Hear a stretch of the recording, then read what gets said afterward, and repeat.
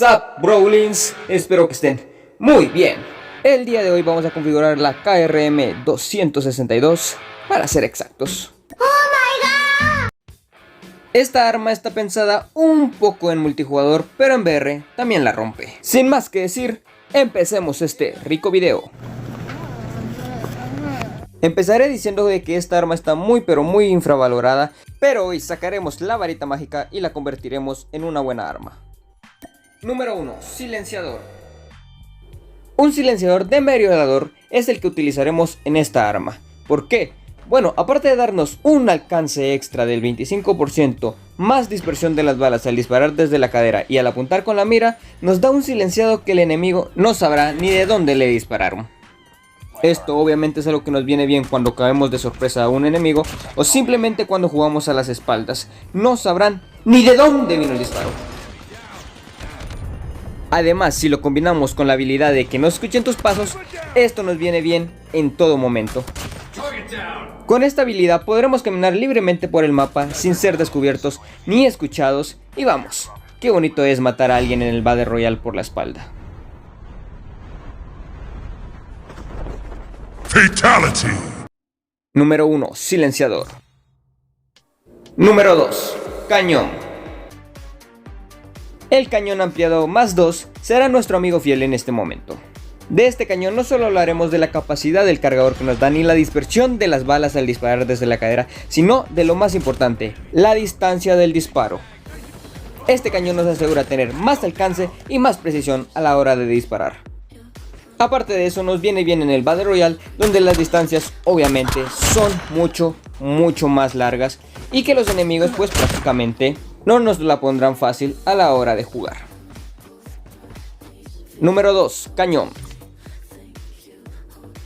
Número 3. Culata.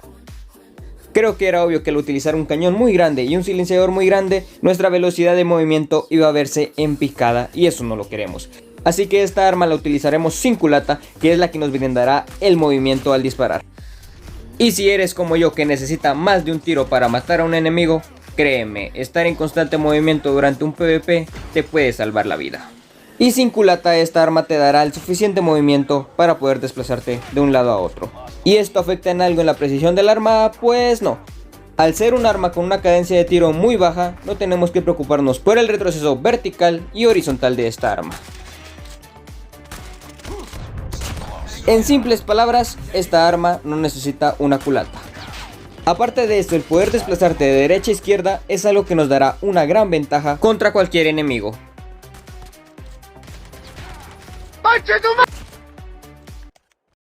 Número 3. Culata. Número 4. Habilidad de recarga. Bueno, llegamos a un punto interesante. Por si no lo sabías, esta arma se recarga bala por bala. ¿Qué quiere decir esto? Bueno, que prácticamente estarás metiendo bala por bala en lo que podemos llamar el cargador interno del arma. Pues prácticamente esto nos lleva mucho tiempo y no queremos quedarnos en plena batalla sin balas. Con esta habilidad no tendremos que preocuparnos con la recarga y eso pues nos viene muy bien. Número 4. Tiempo de recarga. Número 5. Láser. Por último, pero no menos importante, el láser 5MW de MIP es la cereza de esta arma.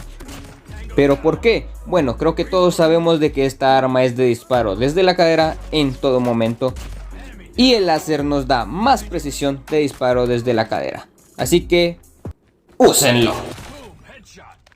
Oblígame, perro.